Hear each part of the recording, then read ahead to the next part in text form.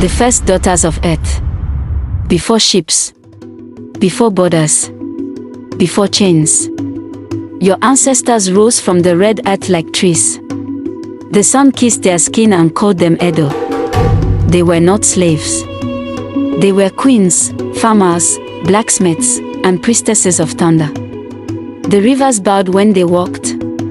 The wind carried their names through the forest. They carved kingdoms with coral, bronze, and fire. In the beginning, they were free. There was laughter. There were weddings beneath iroko trees. There were festivals where drums talked louder than words. Children learned history through moonlight stories. No one owned anyone. Everyone belonged to the land. They traded kola nuts for peace. They married across clans. They poured palm wine to thank the gods.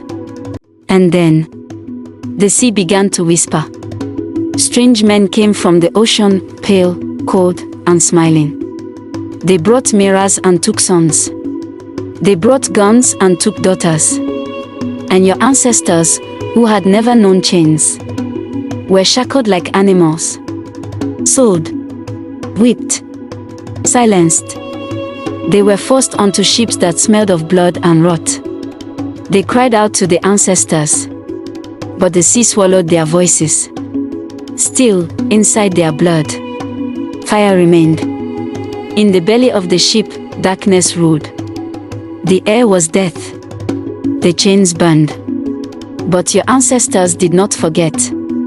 They sang in secret. They spoke in code. They braided maps into their hair. They hid seeds of home between their teeth. Some leapt into the sea, not to die, but to return. Even the ocean remembers their names. On stolen soil, they worked sugarcane and cotton. They were beaten for speaking their mother tongue. Yet still, they sang. They danced in the dark. They carved gods out of memory and dirt. They whispered the names of home to their children. Benin, Oyo, Ashanti, Igbo, Yoruba, Edo, Efik. Even as slave masters tried to erase them, their spirits rebelled.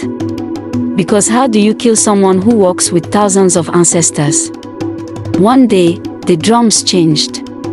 They no longer sang sadness. They beat for war. Uprisings began. Maroons escaped into the mountains.